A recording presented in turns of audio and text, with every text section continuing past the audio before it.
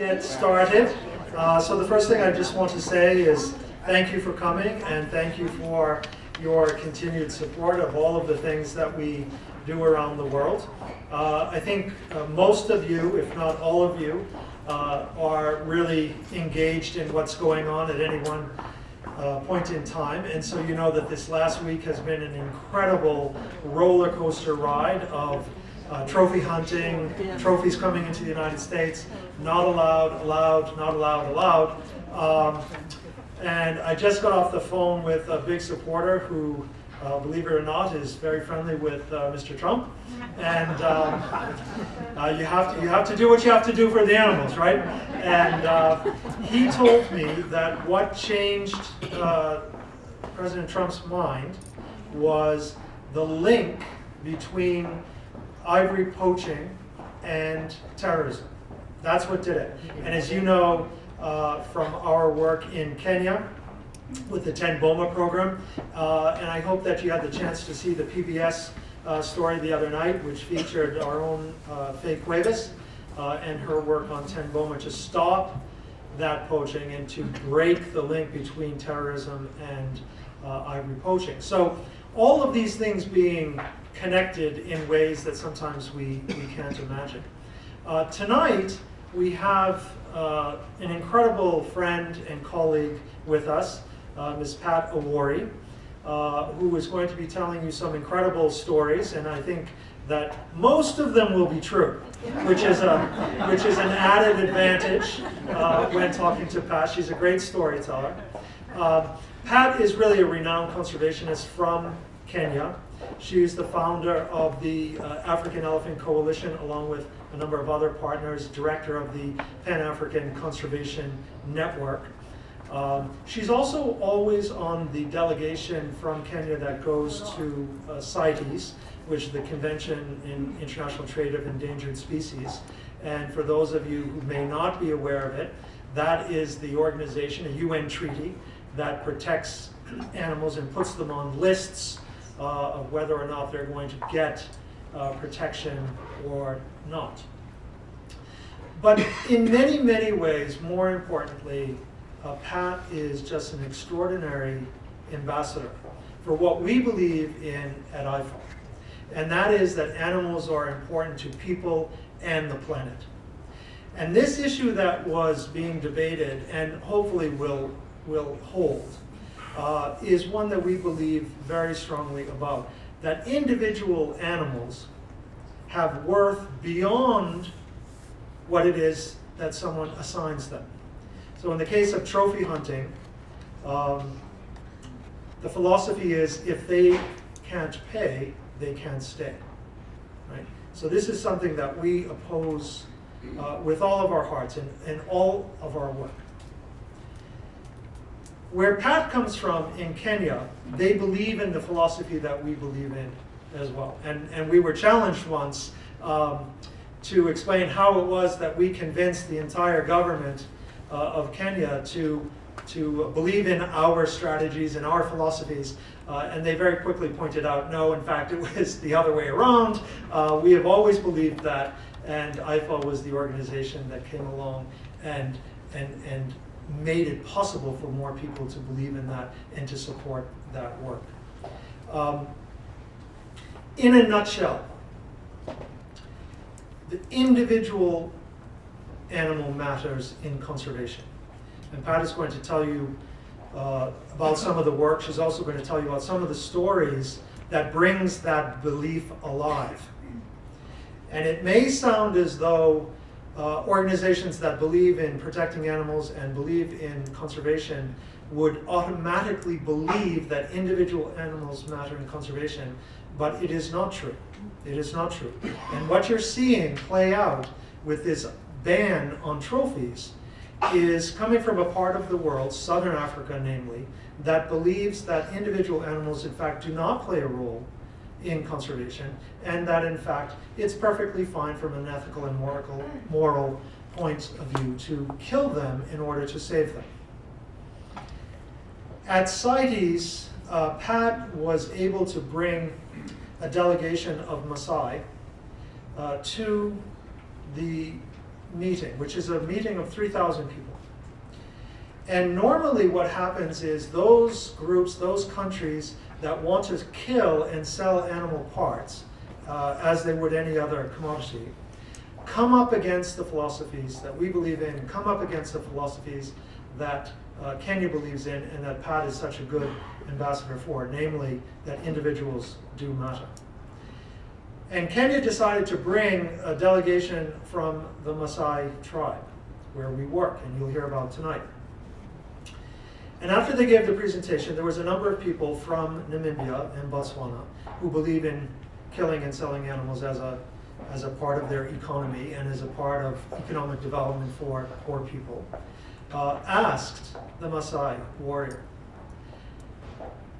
when will you be poor enough to start killing?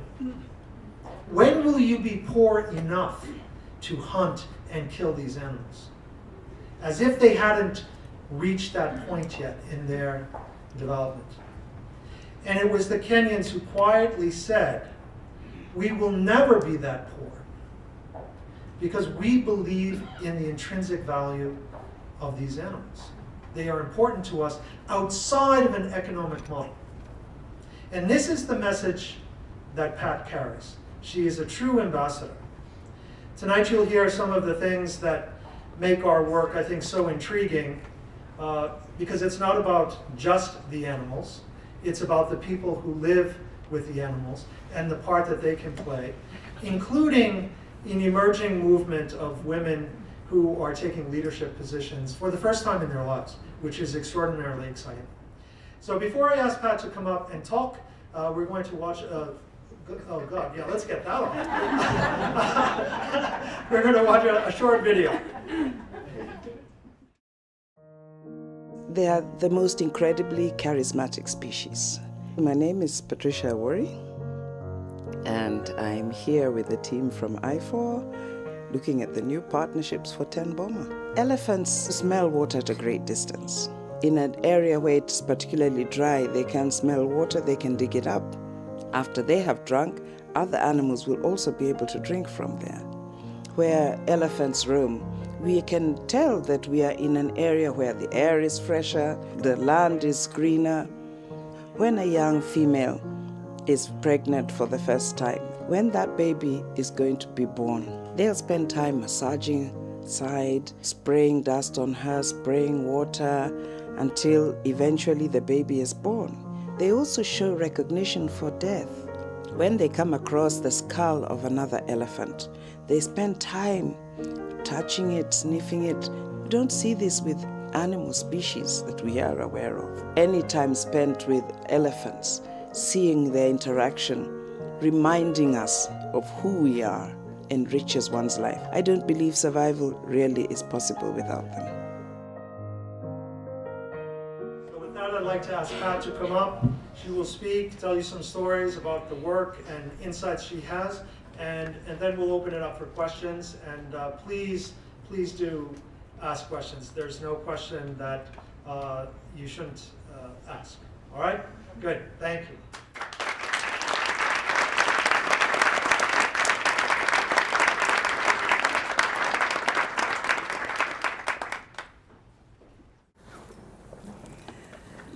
Jambo, everybody. Oh gosh, really blind. Where did everybody go? Wow, it's impressive to see such a great turnout and to know there are so many people who care about wildlife. That's tremendous.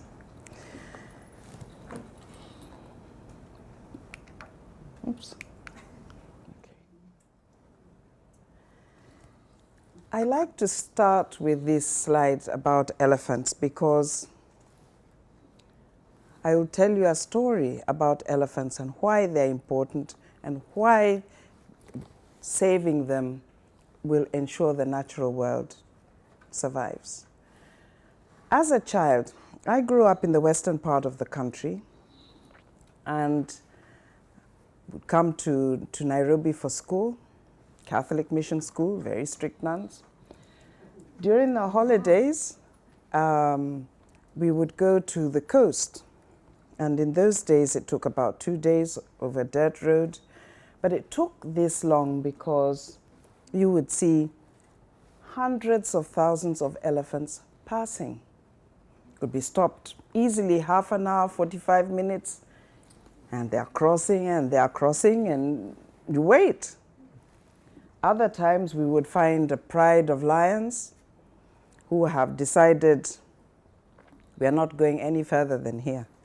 We have eaten, they've eaten, and they've slept, fallen asleep, and they're sleeping right in the road. Nowhere to get inch behind them, so we just have to wait until they get up. And in those days, a pride of lion could easily be 40, 50 animals. Indeed. I went away to university, and then I came home. And I wondered, where are all these animals of my youth? What has happened? Why are the huge numbers that I always thought would be there, without any effort really on any part, but that they'd always be there? Where have they gone? And why have they disappeared? Well, as you know, in the evolution of these animals, certainly between the 60s and the 80s, larger quantities of uncontrolled hunting and poaching accounted for them in their hundreds of thousands. Kenya, that by the mid-60s had a population of over 100,000 elephants, was down to 12,000 elephants in the early 80s. Shocking. What about the other species? Why then are elephants so important? If we save elephants, by extension, we will ensure that other species survive. Why?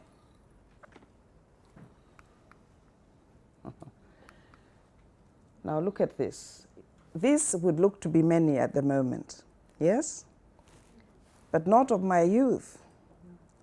But we are very pleased now to find a group of this size and with this number of babies.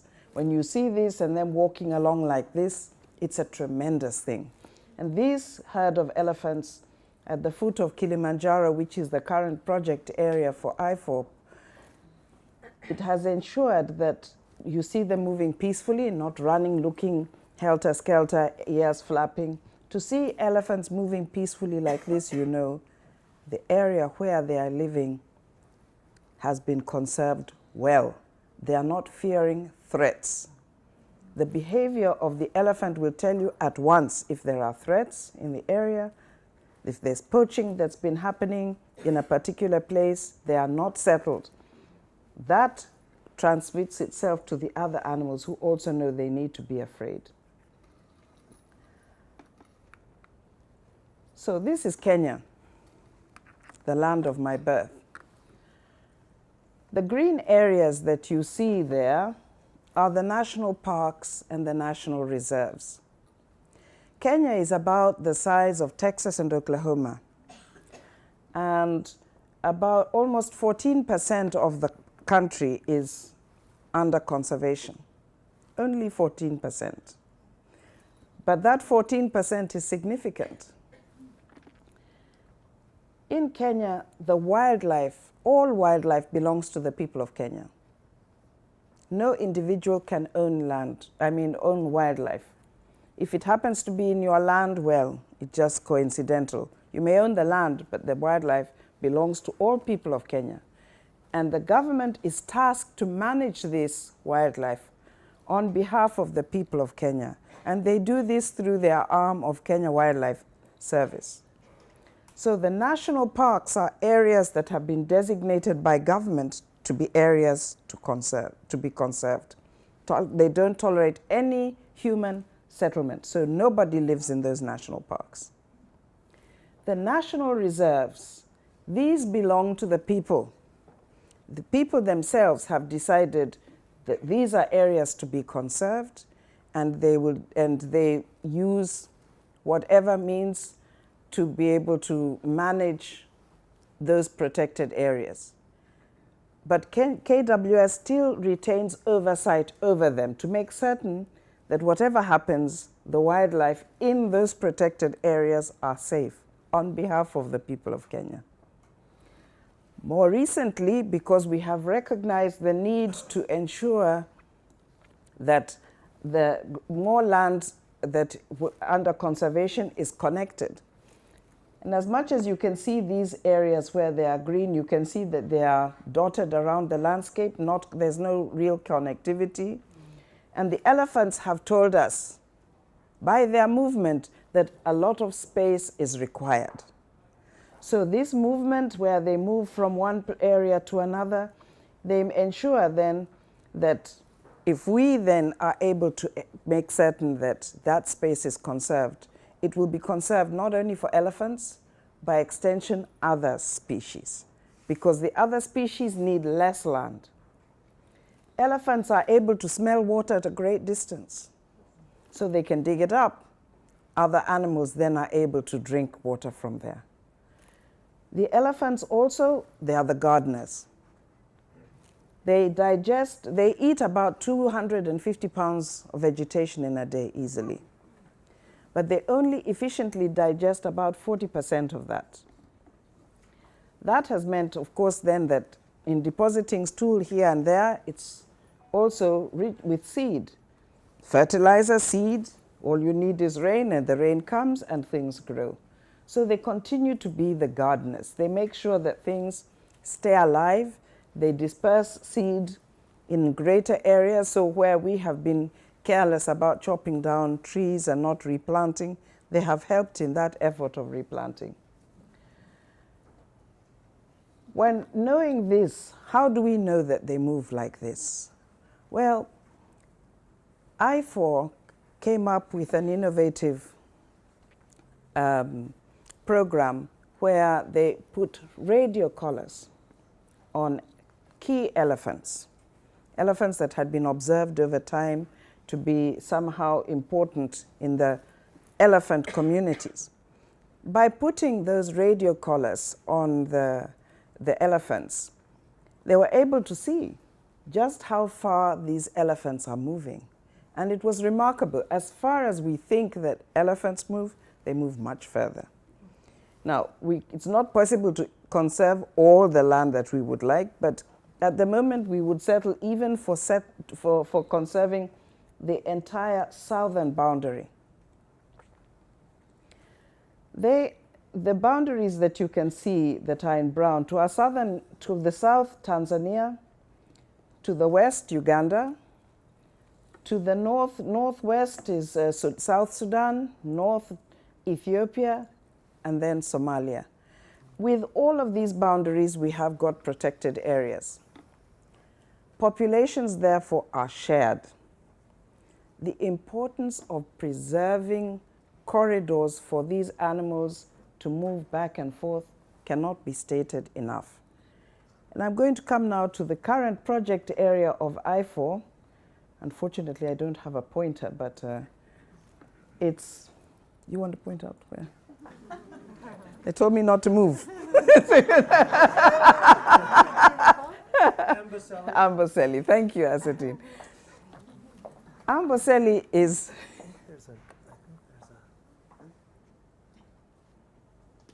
It does? Oh, it does. Yay. What do I need to press? The middle? Right in the center. Okay. Fantastic. Okay, so technology is a wonderful thing. So this area here of Amboseli is where currently the project area of IFAW is. And I remember coming here maybe 6 years ago. And at that time, the IFAW had just completed work in Tsavo, which is our, perhaps what we would call in Kenya, our flagship park, because it is our largest national park. Tsavo National Park is about the size of New England. It's very big. And they had just come from this project area and were thinking about now coming into this particular area. And we had a discussion. They were interested to know, we seem to have a lot of trouble with our elections in Kenya.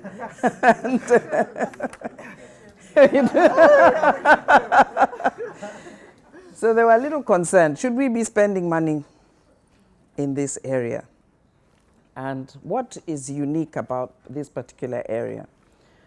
One thing that unfortunately this map doesn't show is that Kilimanjaro is sitting right here. Okay? And so Amboseli is sitting at the foot of Kilimanjaro.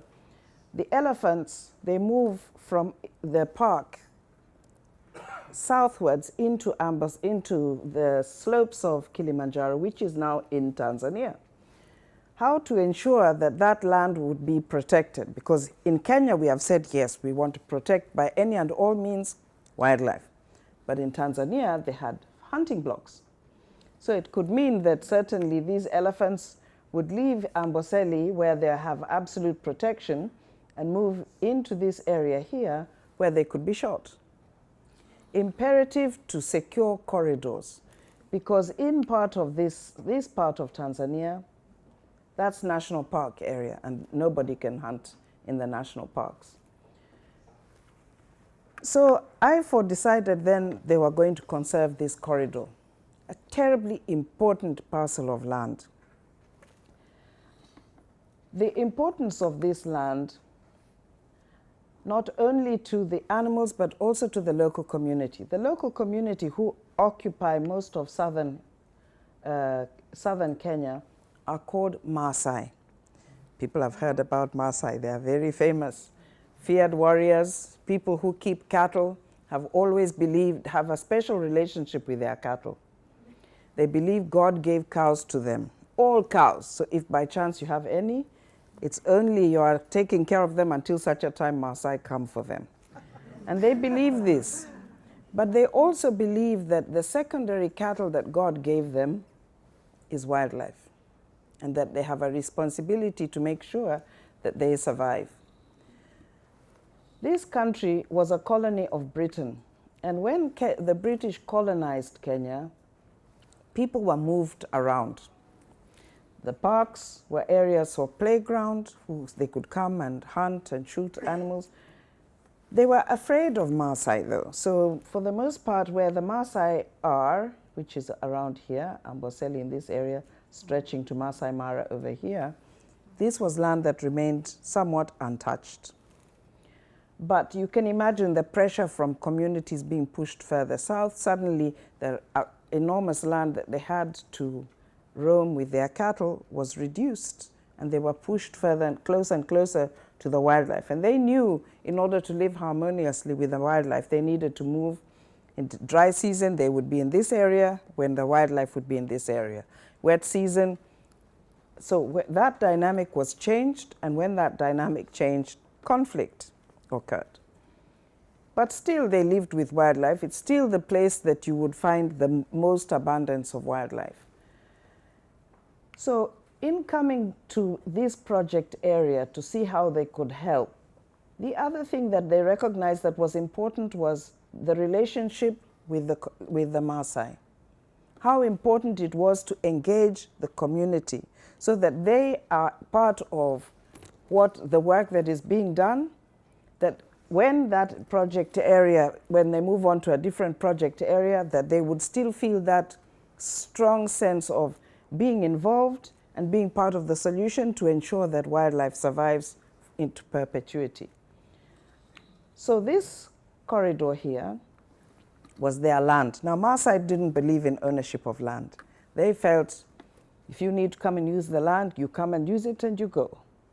So they never kept title and this type of thing. But government, by the late 90s, encouraged them to get title deed, because as people continued in their diaspora moving down, people were starting to be cheated out of land, because other tribes do believe in ownership, and they thought, oh, these foolish people, well, we'll just acquire some land and, you know. So they then still didn't do it as individuals. They did it then as groups. So, for example, you know, you all sitting here, you would get title, one title for the land. This group here, another title. It might be 10 acres, 5 acres, 30, like that. So in that particular corridor, that group who had the titles for that land sat down with Azadine under a tree. They said, okay, we talked to them about what will this entail and so on. And Maasai, you have to do a lot of talking, and you spend a lot of time under the tree. But once they are satisfied and they have agreed, you have surely an agreement. So staff members came, sat with Maasai. Each one brought pieces of paper. I've got, here's for my 2 acres, my 1 acre, my 5 acres. This was documented and bank accounts opened for them. Oh, they were very excited about this. They came and they said to me, my goodness, look, this piece of paper means I have money in a building somewhere and it will still be there even if there is drought. Oh, they were very amazed by this because until now, cattle is their bank. The number of cows, if they need something, they go and sell. But of course, if there's drought, the cows die. No insurance yet for those cattle, so it would mean that either you are in a state of great affluence or you could be in poverty very quickly. The idea then of this happening, oh my goodness. So word spread all around that area in Maasai land. Called me, come here. You must go and call those people called IFAW and tell them we also have land. We need bank accounts as well.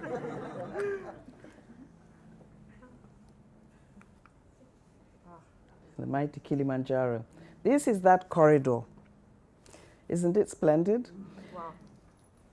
The importance of corridors, this particular one, Kitenden, that was conserved by IFAW, the possibility of went beyond simply just saving it. When investigating it, driving around, we discovered wildlife that had disappeared from Amboseli National Park was here. We were astounded to find that so much wildlife was here. There's more wildlife in this area of Kitenden than there is in the park.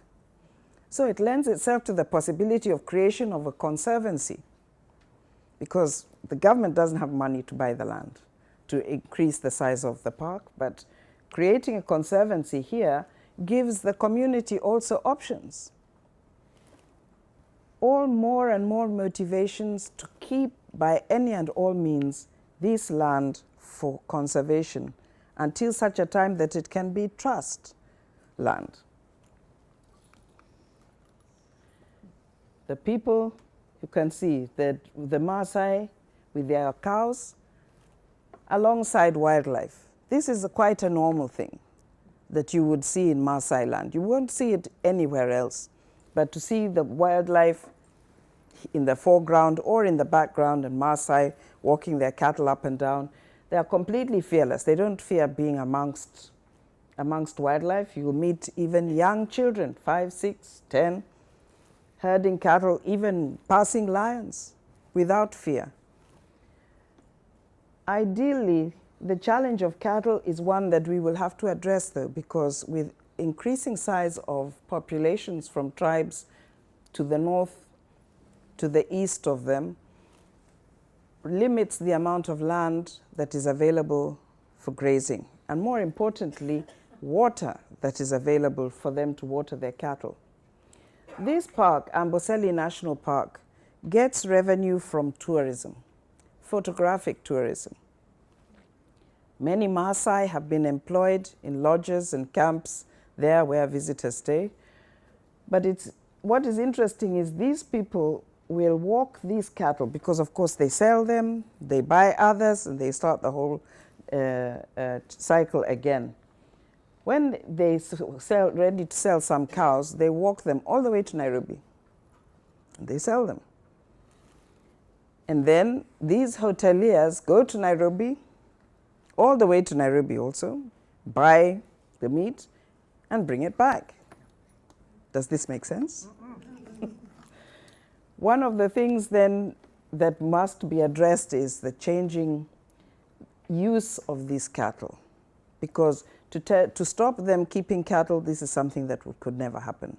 They don't feel that they are themselves without their cows. But to change the manner in which they are utilized, this can make a difference for them, because now children are going to school. So it means now They are no longer available to herd the cattle, so the women are pressed into service. The women already are collecting firewood, collecting wood to build the houses, because in this tribe, the women build the houses. They are having to go great distances, 2-3 times a day to get water. And on top of that now, herding the cattle, this is a lot of work. If indeed they're able to change the manner in which they do things, the children, when going to school, can potentially gain or think about careers where tanning, leather, dairy, for those they don't want to, they want to be able to keep, that they can provide fresh milk and dairy products to lodges and camps. This perhaps is the future. But they can actually begin to think of such a future because of the efforts of IFAW involving them in conserving this protected area. Oops. On their way, you can see they're carrying, you can see one of the ladies, this is what she's going to use to carry water. And they go, as I said, great distances in order to collect this water. Something interesting happened recently.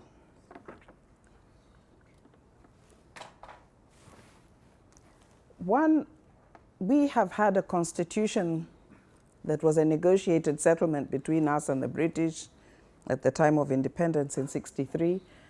And about 6 years ago, maybe 7 years ago, we finally amended the constitution, did it again, basically, came up with a new document, borrowed heavily from your constitution. One of the things that was done was to increase women's participation in many things. We began to realize that if we waited for our menfolk to give us opportunities, we may be waiting for a long time. So legally now, there's a prescribed number of that, you know, on boards, there must be so many percentage of women. Elected leaders, there must be X number of, you know, like this, because it was the only way. And it really has transformed the way things are happening. Without knowing this, though, IFAW took these women to Maasai land in the west. Remember I told you about this other park?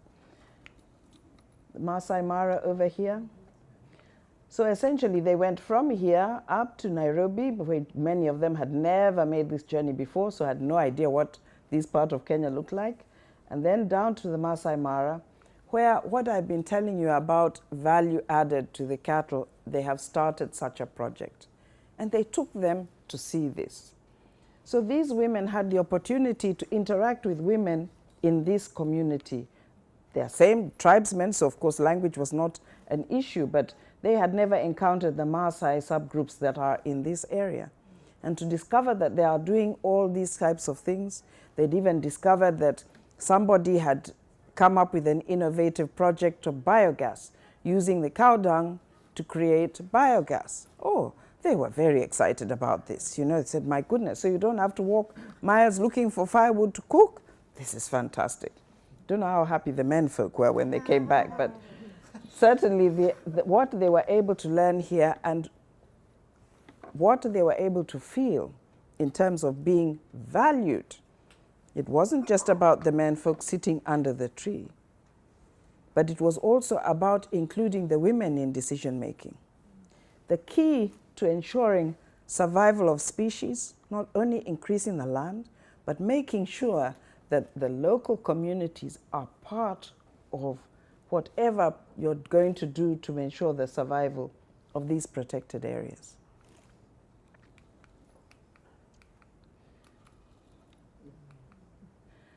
So that same constitution that I mentioned that came into place not too long ago also subdivided the country. This constitution borrowed heavily from yours. And where you see it says here counties, read states. So the country was then divided up into these many states. Governors were to be in charge of these states, elected officials, so that you go to the polls and you elect the governor of your choice.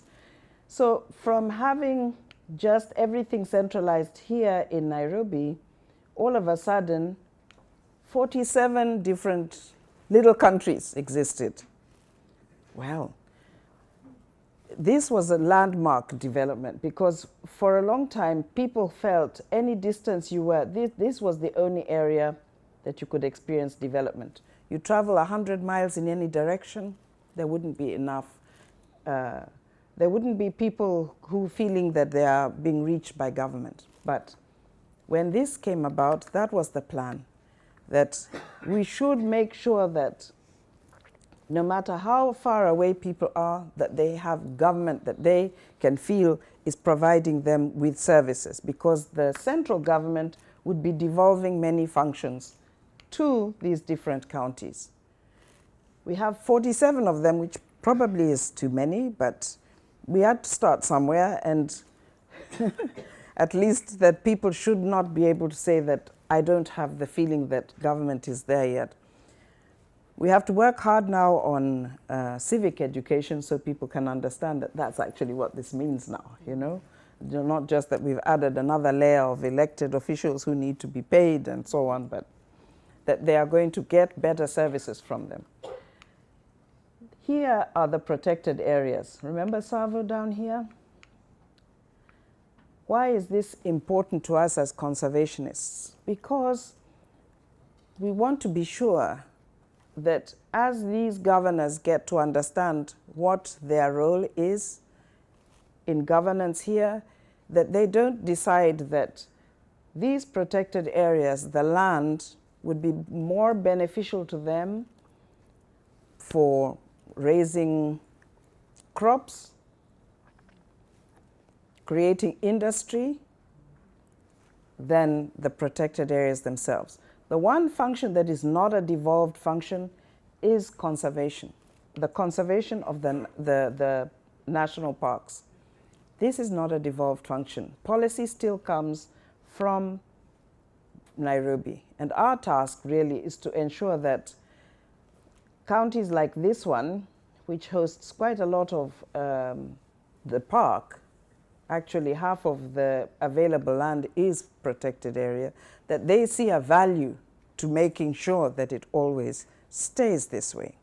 Because we don't want IFAW that has devoted, has so much time and energy doing so much work to conserve species, to protect land, to make land available, to think that down the road it could just be gone because somebody has decided, well, this land might be useful in some other way.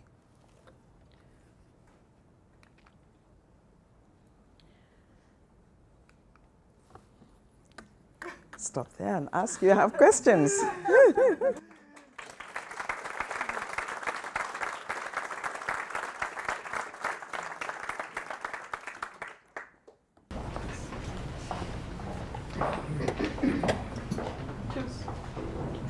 To what extent is Kenya trying to expand those protected territories that were in the green?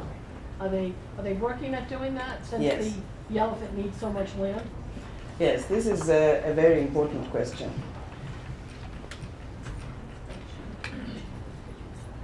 As I mentioned, one of the areas that we would like certainly to make sure that survives, because as a growing, young growing nation, there are many needs for the nation, but we want to, at least here is where Maasai people have occupied this land, and they are not a very large tribe, and they've always, as I said, lived with wildlife.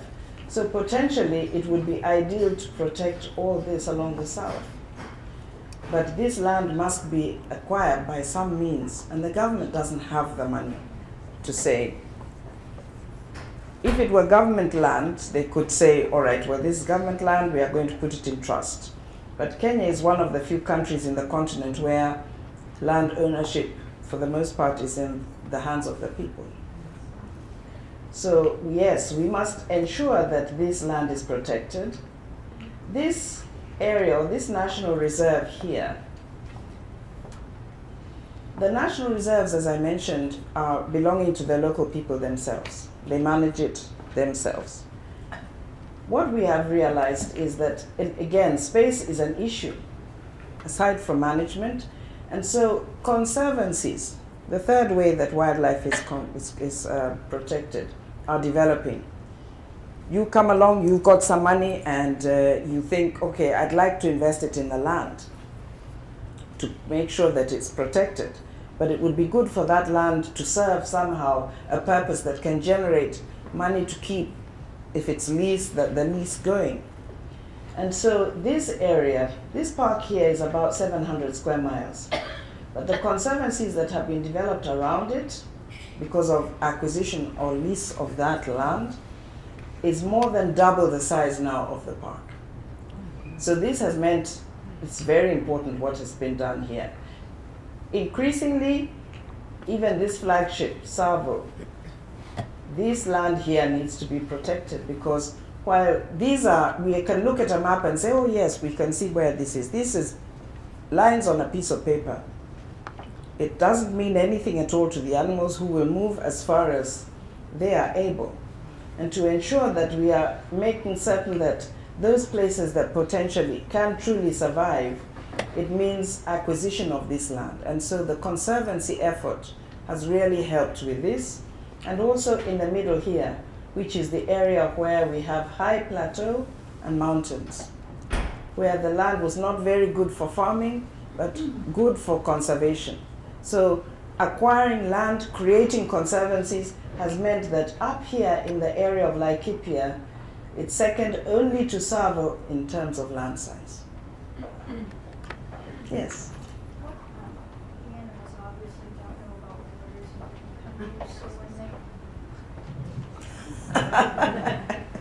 so when they step out of Kenya and go into Tanzania, which they do, how are you preserving that, or are you doing anything or working with their government to help the animals go back and forth without being poached or threatened? Yeah, this is an important question. One of the governance that exists in this region of what we call then East Africa is the East African Community. And it is through the East African Community really that we have to make certain that these are negotiated settlements, that we say, all right, currently the way it works is that the wardens here talk to the wardens on the other side here, and they have an understanding, they make sure. But this is not enough, because we've had incidents certainly where prime, wonderful bulls that we've known for a very long time, 4 of them actually, went from Amboseli, wandered into a hunting block where hunters thought fantastic and shot them. I'm telling you, there was a state of depression in Amboseli for a long time. So if you don't talk to each other, then of course nothing happens. And if we indeed start operating like an island, we cannot conserve anything. And so yes, transboundary, absolutely. Because these, as I said, are migratory species. Here, of course, with elephants, this with the great migration of over 2.5 million animals. On our boundaries here in Uganda, with Kenya and Uganda, we have elephants that live in the mountains and actually have tunneled caves. There's an ancient mountain here on the border called Elgon, and the elephants have tunneled through there looking for salt and minerals. And so as a result, you go in this mountain and there are stalactites and stalagmites, but they go in then to Uganda. So at any one time, even with census, if we are doing census here, it needs to be a combined effort. Otherwise, we could be counting the same animals. We count them in Kenya, Tanzania has also counted them, and we say this is our population. So because of shared populations of elephants and by extension other animals, yes, this is a work in progress. But currently, it's agreements that are there. We try to put also the state departments for environment together in the different countries. This is the one we are paying very close attention to, because whenever they stop fighting in South Sudan, it is magic there. This area here, the wildlife that exists there, oh boy. Yeah, thankfully rain at the moment is what saves them. Nobody can get into there because it rains for 8 months of the year. That's a blessing, thankfully, for them. Yeah. So how is Kenya's relationships with Ethiopia and Somalia? I mean, you obviously have a working relationship with Tanzania,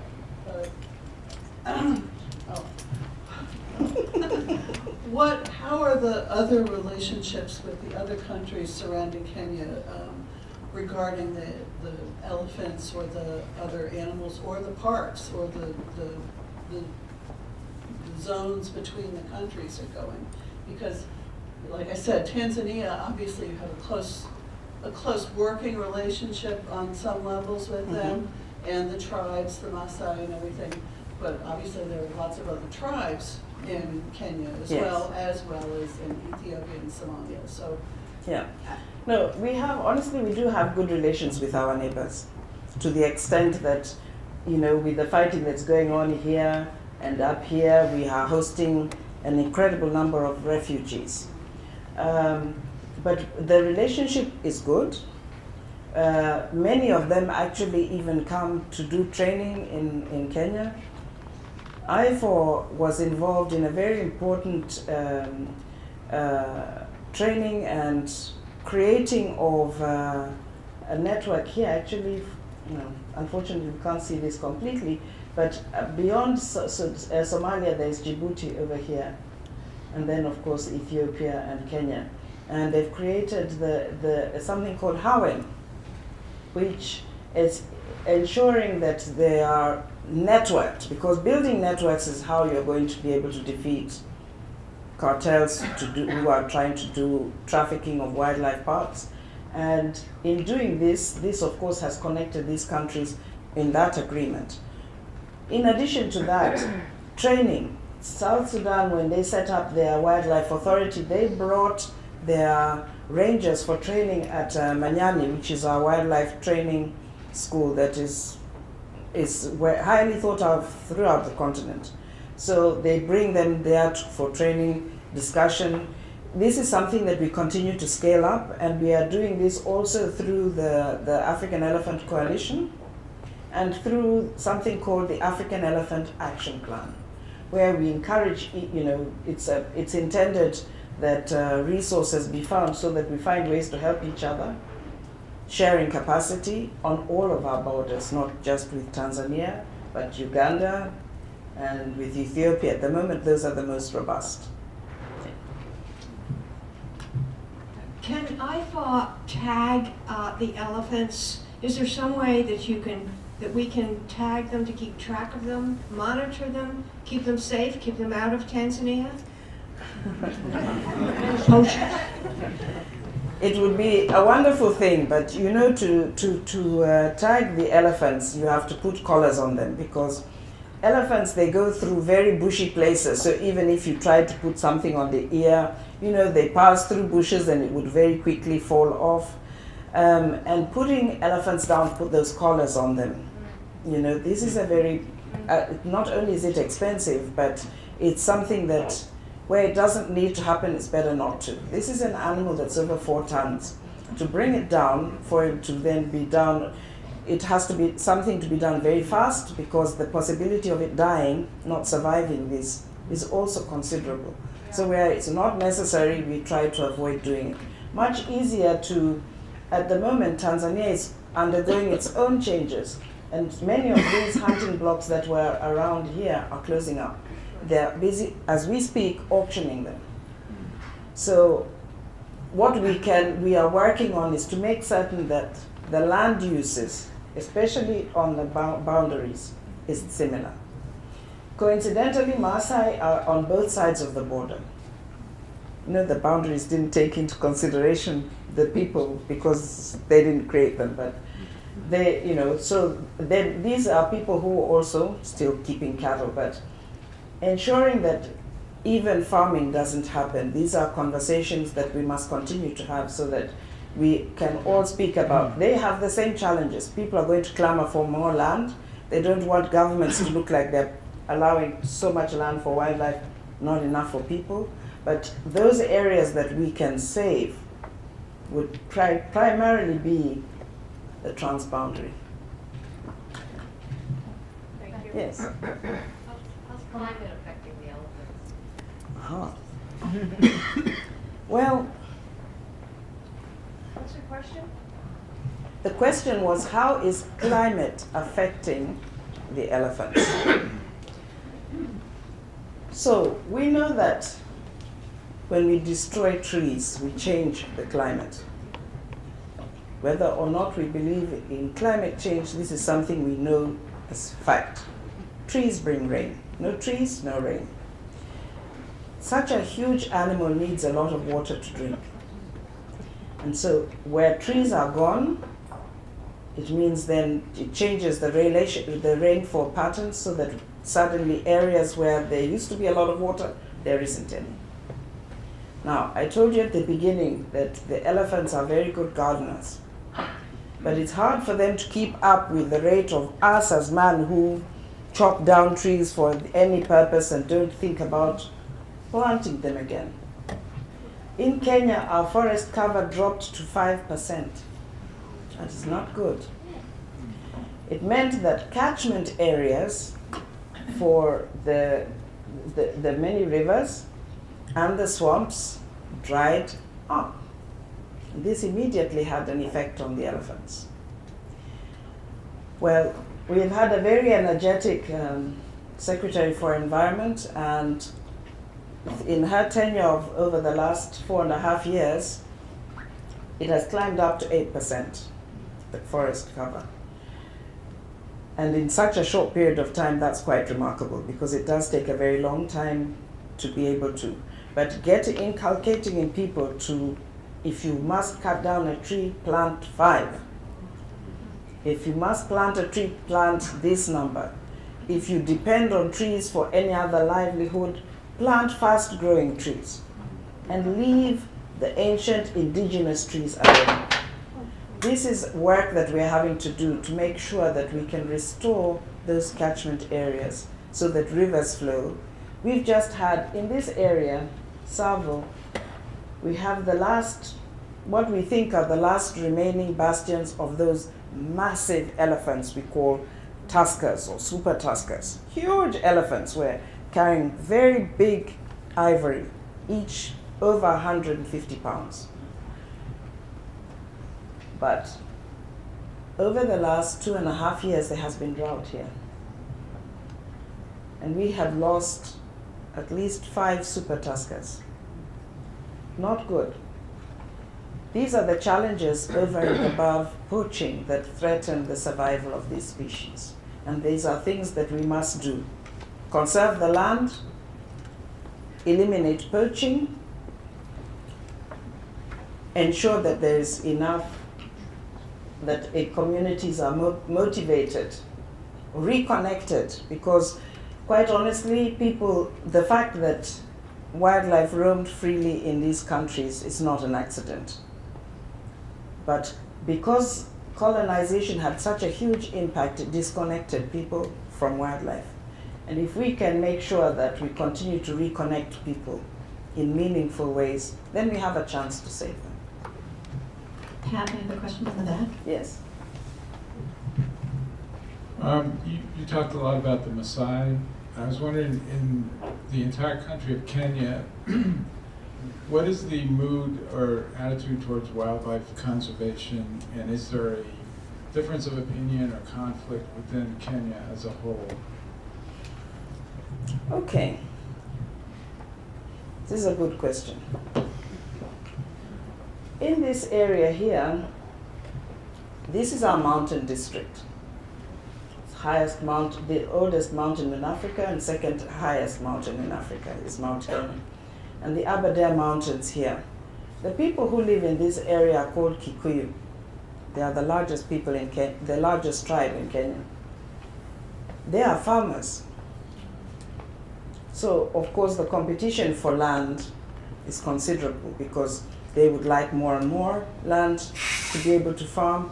What we need to do better as a nation is planning so that we can zone areas to say, this is good for farming, this for conservation, this for pastoralism, things like this. Kenyans generally, if we were to have this conversation, what do you all think about this?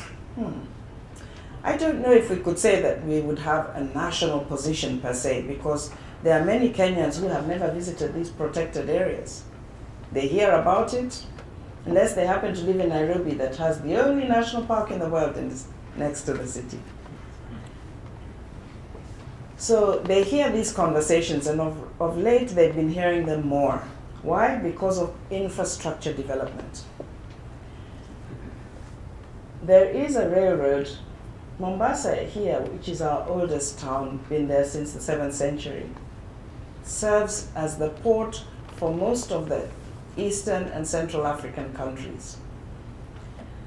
Currently, anything that comes from there is taken overland from here in an old narrow gauge railway that was built by the British in the late 1800s. Not so efficient, and as a result, big trucks ply these roads, taking them up here to the border where they are disseminated to many different countries. So the planners decided we need a railway, a higher speed railway. Medium gauge railway, something we need to move towards the 21st century, be able to be more efficient. But it did not factor in the protected areas. And this is now when conversation between Kenyans generally happened about conservation. Because of course the conservationists were up in arms. How can you pass the railroad again through the park here? And then again, as they arrived close to Nairobi, they wanted to pass the railway through the park. We're up in arms. The planners, that perhaps represent a large number of Kenyans, had never looked at a map necessarily that had the parks in it. Couldn't understand what's the big deal. What's the fuss about? Well, you know, they can just wait and cross when the train has passed. So it started a conversation that's increasing. One of the things Kenyans, there are those the average Kenyan might ask is, why so much time, energy, and noise being spent on wildlife, and maybe not also on people? Well, I don't think necessarily that that is the case, because at the end of the day, the whole might of the government of Kenya is looking to do things for the people first.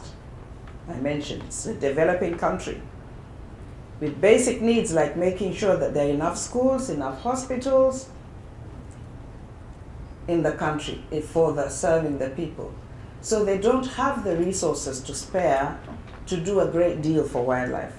And this is where now NGOs have a huge role, certainly not only in Kenya but other countries, because they can bring in those vital resources.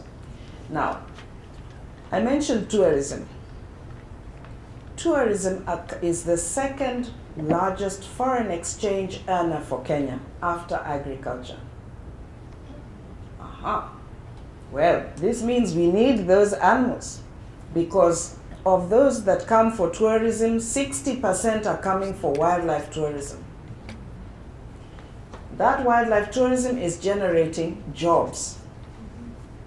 So that around these, if, for example, if we talk about Amboseli, where there are 2 lodges inside and almost 13 outside, on average they're employing at no less than 12 people.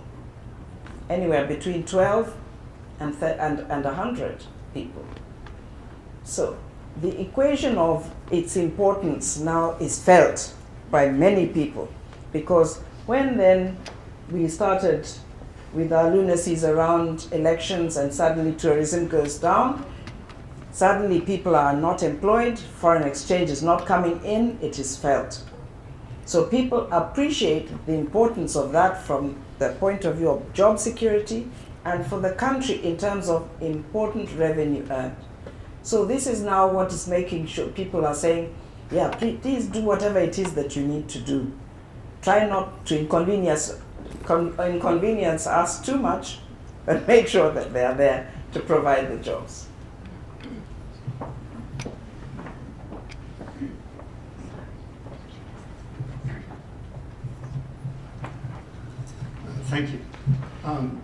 the elephant problem. We've talked about the various countries surrounding Kenya and their potential impact, for example, on migrating elephants. Yes. But the real threat to Kenya's elephants are none of the surrounding countries. The real threat to Kenya's elephants are far, far away. So this whole discussion started with the issue of poaching getting so bad that now there are syndicates, which means that the value of ivory is going up. So despite all of this work with communities and so on, if the value of ivory is going up, the real problem seems to be, how do we stop this demand for ivory? Indeed. Now, there was mention of CITES. The problem with CITES is that all countries are moving away from regulatory processes.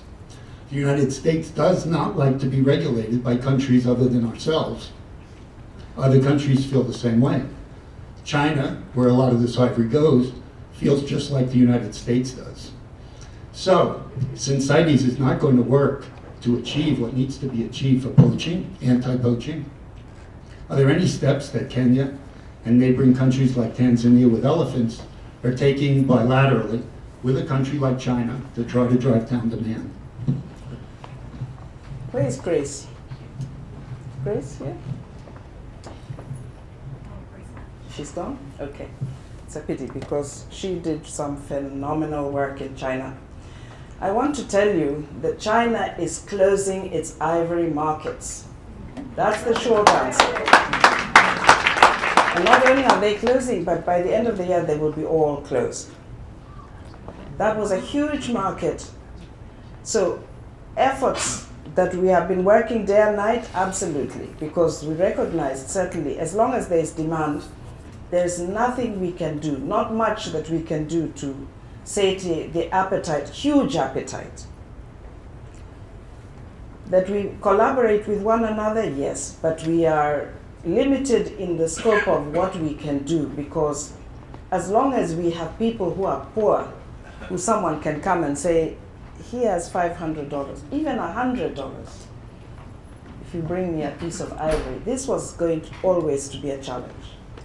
And the efforts that IFAW made in getting into China, helping to connect us with the people who, the decision makers, they themselves coming to see for themselves. I remember a group of, it was called the Chinese Wildlife Society, something like that.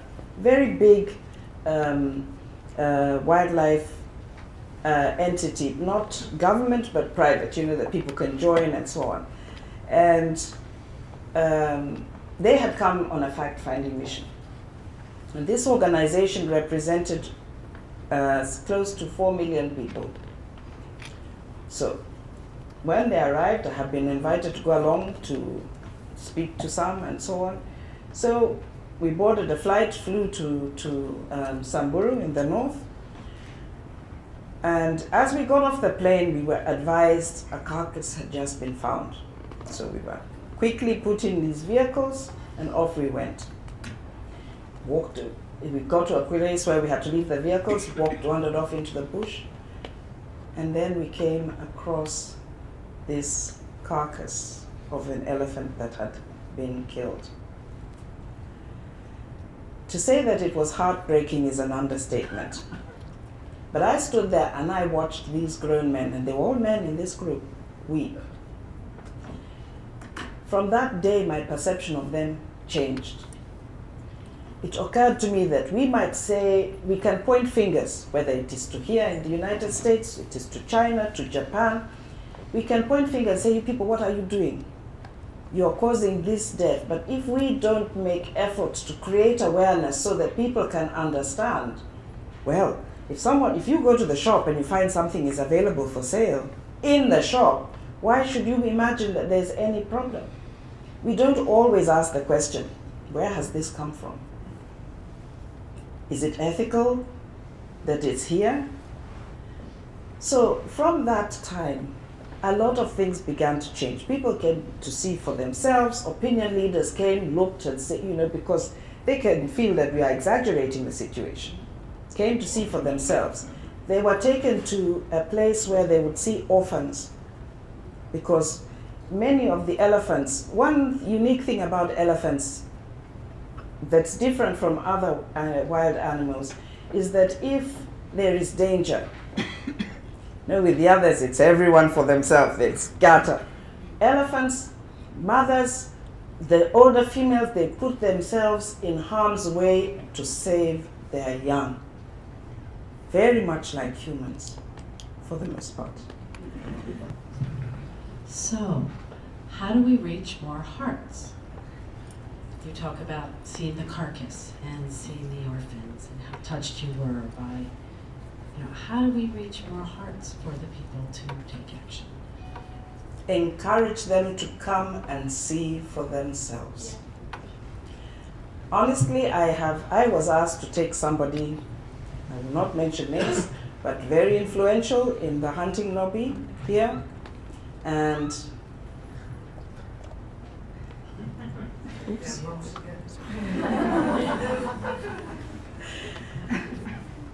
I was very conflicted when I was asked to take them on safari, I didn't know who, first of all, I didn't know who they were. They just said, well, you've got this person who's very important, and, for that reason, we are not going to give you the name of this person, and so on. So at that time, honestly, it wouldn't have meant anything to me because I didn't know who he was. Went on this safari, asked me many questions about, had never gone on a photographic safari before. At the time, he was wooing this lady whom he hoped was going to become his wife, and happily for him, after that safari, she did accept his proposal. She saw something different. Empathy, care, concern. Why am I telling you this? I think it is possible for those that are most militant, if they come and see for themselves, to have the experience of being around wildlife, to be reached and to become serious about wanting to do something to make sure that these spaces remain. Because remember one thing, we are merely custodians of this. It is not ours, it is ours. We have to do all that we can to make sure that this remains. And it is possible, this I believe. When I started talking to people, I can tell you 10 people, maybe. In a very short space of time, these ladies told me, very many people came. This for me is very heartening because it says there is hope, there is light at the end of the tunnel. There is a possibility to save these species. When I go home, every other day my parents have been calling, so did you talk to people today? Are they interested? Do you think they're going to do something to help? Well, I believe. As it calls me an optimist, but yes, I believe. Because I truly think that champions like IFAW, who make it possible for people to become aware of the many different things that they're able to do to conserve wildlife and involve others so that they can feel, no matter how small or how big, that they can make a difference. This is what will make sure that things survive. Okay, we have time for one more question. Thank you. This has been very interesting. I wanted to ask about another possible challenge to conservation, and that's from the tribal perspective. Often tribes that are poorer tend to have a lot of children because people think the children will look after them when they're older. Mm-hmm. And you sound like someone who has lived in Africa. I've been a few times, yeah. They will put pressure on the land because there's more people to feed, they need more land, need more resources. And that can lead to a high population growth that puts pressure on land.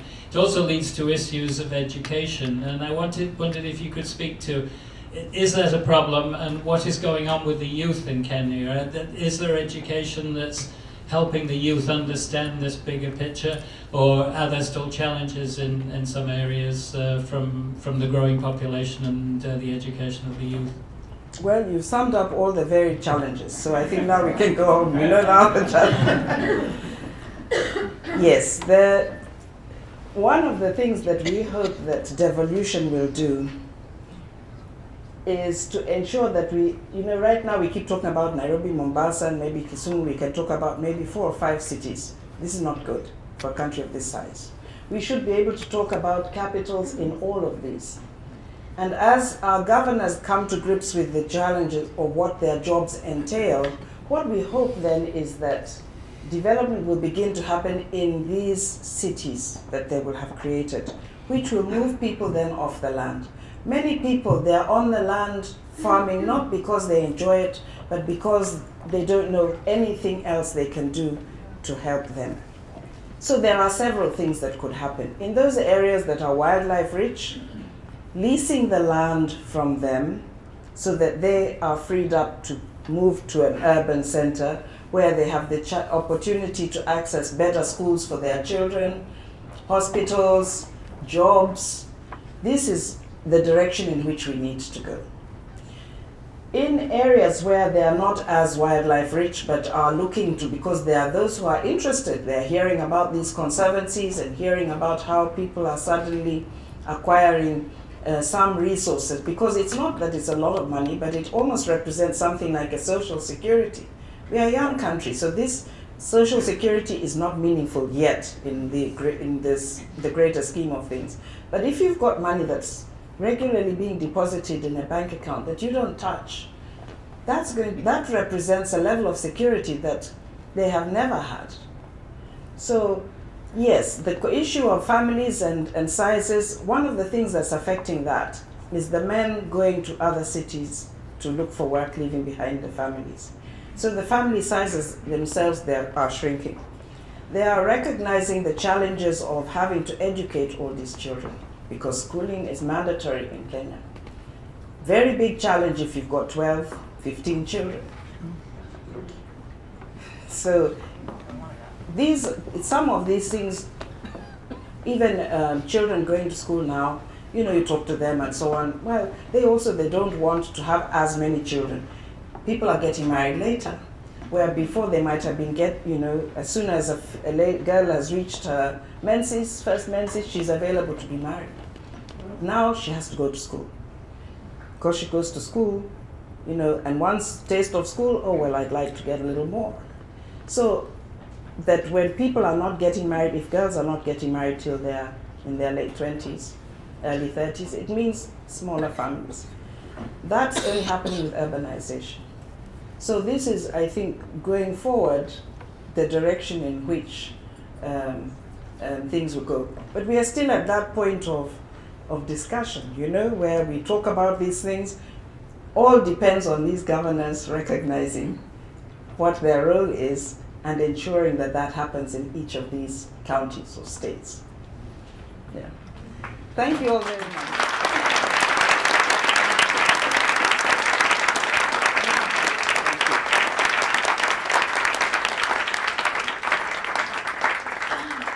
Thank everybody for coming, and thanks Pat so much for coming all the way here to our little Cape Cod to share your stories. They're so inspiring. I hope you guys were inspired as well. If you do feel that you'd like to donate and support to help this cause, we've set up a page at ifaw.org/give. You can access that right from your phone. We also have a donation box up at the front desk.